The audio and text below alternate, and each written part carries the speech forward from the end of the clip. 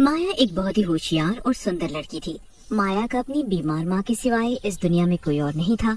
माया की माँ को कैंसर था, इसीलिए माया बच्चों को ट्यूशन पढ़ाकर घर का खर्च चलाती थी। वो अपनी बीमार माँ के लिए दवाई गोली का इंतजाम किया करती थी। एक रोज माया मंदिर में भगवान से बोलती है, भगवान जी, आप तो जानते ही हो कि मेरी माँ को कैंसर है, इसीलिए उनका ऑपरेशन करना बहुत जरूरी है और ट्यूशन के पैसे से तो बस घर का खर्च ही चल पाता है। भगवान जी प्लीज कुछ कीजिए ना कि मेरी किसी बड़े अच्छे से स्कूल में टीचर की नौकरी लग जाए। माया मंदिर में भगवान की मूर्ति के सामने ऐसे बोल ही रही होती है कि तभी माया को विकासपुर के मॉडर्न स्कूल के प्रिंसिपल सर का फोन आता है। हेलो माया जी, मैं विकासपुर के मॉडर्न स्कूल का प्रिंसिपल बोल रहा हूँ। आप कल से स्कूल ज्वाइन कर सकती हैं, तो प्लीज टाइम पर स्कूल आ जाना। ये खबर सुनते ही माया खुशी से झूमने लगती है। अरे वाह भगवान जी, आपने तो मेरी सिलेक्शन सीधे विकासपुर के मॉडर्न स्कूल में करा दिया। फिर अगले ही दिन माया टाइम पर स्कूल पहुँचती है। माया जी, आपको 12वीं क्लास के बच्चों को पढ़ाना है जो कि बहुत ही शरारती हैं। छोटे बच्चों को तो शरारत करने पर डांट कर चुप कराया जा सकता है, पर बड़े बच्चों को डांट कर चुप करना बहुत ही मुश्किल काम है। सर आप चिंता मत कीजिए, मैं सब संभाल लूंगी। ऐसा बोलकर माया 12वीं क्लास में जाती है और देखती है कि सभी बच्चे आपस में बातें कर रहे हैं। गुड मॉर्निंग स्टूडेंट, मैं आपकी न्यू टीचर माया हूँ और अब से मैं ही आपको पढ़ाऊंगी। स्टूडेंट विक्रम अपने दोस्त जीवेश से बोलता है, यार ये लड़की हमारी टीचर है। अरे मुझे तो ये टीचर कम स्टूडेंट ज्यादा लग रही है। कुछ भी कहो, टीचर जी है बड़ी खूबसूरत। ऐसे बोलकर दोनों जोर जोर से हंसने लगते हैं। तुम दोनों आपस में क्या बातें कर रहे हो जो तुम्हें इतनी हंसी आ रही है? टीचर जी, आपको हमारी बातों पर दिलचस्पी दिखाने की जरूरत नहीं है, बल्कि आपको तो हमें बढ़ाने में दिलचस्पी दिखानी चाहिए। जीवेश की बात सुनकर क्लास के सभी बच्चे जोर जोर से हंसने लगते हैं। माया को ये देखकर बहुत गुस्सा आता है। माया अपने मन में बोलती है, अभी इन बच्चों पर गुस्सा करना ठीक नहीं होगा। ऐसा बोलकर माया बच्चों को पढ़ाना शुरू कर देती है कि तभी वे देखती है कि जीवेश का ध्यान पढ़ाई पर नहीं है। ये देखकर माया को बहुत गुस्सा आता है और उससे बोलती है, जीवेश, क्या तुम्हें पता नहीं कि स्कूल में स्टूडेंट को फोन लाना अलाउड नहीं है? तुम स्कूल में पढ़ने आते हो या फिर गेम खेलने? अब ये फोन तो तुम्हें नहीं मिलने वाला। आप इस स्कूल में अभी नई नई आई हो ना, इसलिए मुझे नहीं जानती हो कि मैं जीवेश मल्होत्रा, रविंद्र मल्होत्रा का बेटा हूँ। मेरे डैड इस शहर के बहुत बड़े और नामी बिजनेसमैन है। अगर उन्हें पता चला कि आपने मेरा यानी कि जीवेश मल्होत्रा का फोन छीना है तो आप गई काम से। तुम किसी के भी बेटे हो, ये फोन तो तुम्हें अब नहीं मिलेगा। यार मैडम जी बहुत सुंदर है तो रौब तो दिखाएंगे ही, और अभी तो शांत रहे, इस माया को बाद में मजा चखाएंगे। अगले दिन माया स्कूल जाती है और अपनी क्लास में जाकर देखती है कि सभी बच्चे बहुत शोर मचा रहे हैं। 12वीं क्लास, ये कितना शोर मचा रखा है तुम लोगों ने। और जीवेश, तुम्हारे पास ये फोन कहाँ से आया? टीचर जी, आपको क्या लगा आप मुझसे मेरा फोन छीन लोगे तो मैं स्कूल में फोन नहीं ला पाऊंगा? आपने मुझसे मेरा एक फोन छीना तो देखो मैं आज दूसरा फोन ले आया। वैसे मैम आज आप एकदम मस्त लग रही हो, जरा मेरे साथ मेरे न्यू फोन में सेल्फी तो खिंचवा लो। यार विक्रम तू भी आजा, हम साथ में सेल्फी खिंचवाते हैं। ऐसे बोलकर जीवेश और विक्रम माया के पास जाकर खड़े हो जाते हैं और जीवेश मैम के साथ जबरदस्ती सेल्फी लेने लगता है। ये देखकर माया को बहुत गुस्सा आता है और वो गुस्से में जीवेश और विक्रम को गाल पर एक जोरदार थप्पड़ मार देती है। ये देखकर क्लास के सभी बच्चे जीवेश और विक्रम पर जोर जोर से हंसने लगते हैं। माया जीवेश से उसका फोन लेकर प्रिंसिपल सर को दे आती है। मैम आपने मुझे थप्पड़ मारकर अच्छा नहीं किया, अब देखना मैं आपका क्या हाल करता हूँ। जीवेश, मैम को अभी कुछ भी कहना ठीक नहीं होगा, इससे तो हम बाद में सबक सिखाएंगे। कुछ ही देर में स्कूल की छुट्टी हो जाती है। सभी बच्चे और टीचर स्कूल से घर जाने के लिए निकल जाते हैं। विक्रम रास्ते में जीवेश से बोलता है, यार जीवेश, माया टीचर स्कूल के पीछे वाले रास्ते से अपने घर जाती है और उस रास्ते में ज्यादा कोई आता जाता भी नहीं है, तो यही मौका है उस माया से अपने थप्पड़ का बदला लेने का। विक्रम और जीवेश माया को रास्ते में रोक लेते हैं और माया से बोलते हैं, क्यों टीचर जी, हमें थप्पड़ मारकर बड़ा मजा है ना आपको? अब हम दोनों आपका वो हाल करेंगे जो आपने सपने में भी नहीं सोचा होगा। अरे विक्रम, जरा टीचर के हाथ तो पकड़ना।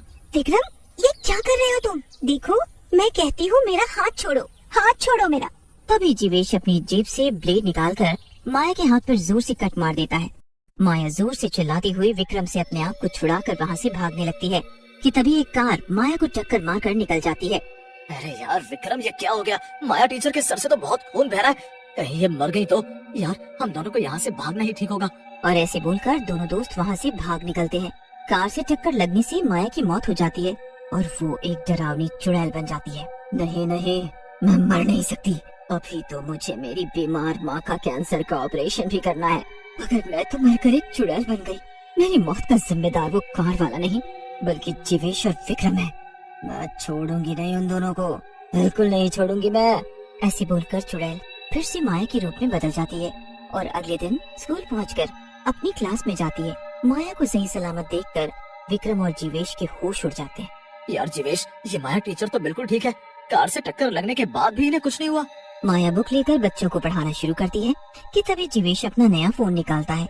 माया विक्रम और जीवेश को देख लेती है और दोनों के पास जाकर उनसे उनका फोन छीनकर डस्टबिन में फेंक देती है और वे एक चुड़ैल के रूप में बदल जाती है।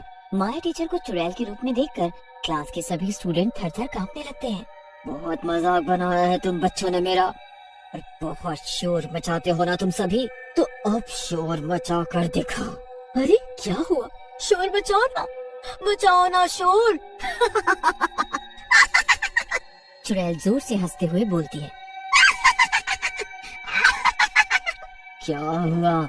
आज पूरी क्लास एकदम शांत है। सबको शांत होना भी चाहिए क्योंकि मैं माया टीचर नहीं बल्कि मैं माया चुड़ैल हूँ। और अब सबसे पहले सजा विक्रम और जीवेश को मिलेगी। अरे ये क्या? जीवेश और विक्रम, तुम दोनों दोस्त अभी तक मुर्गा नहीं बने। चुड़ैल जी, हमें माफ कर दो, हमने तो कुछ ऐसा नहीं किया है जो आप हमें इतना डरा रही हो। विक्रम की बात से चुड़ैल को गुस्सा आ जाता है और वे विक्रम को डंडे ही डंडे मारने लगती है। अरे चुड़ैल जी, मेरे दोस्त को इतना क्यों मार रही हो? छोड़ दो बेचारे को। इसे तो मैं नहीं छोड़ूंगी और साथ में तुझे भी अच्छा सबक सिखाऊंगी। ऐसे बोलकर चुड़ैल जीवेश का गला पकड़ लेती है। जीवेश जोर से चिल्लाते हुए बोलता है।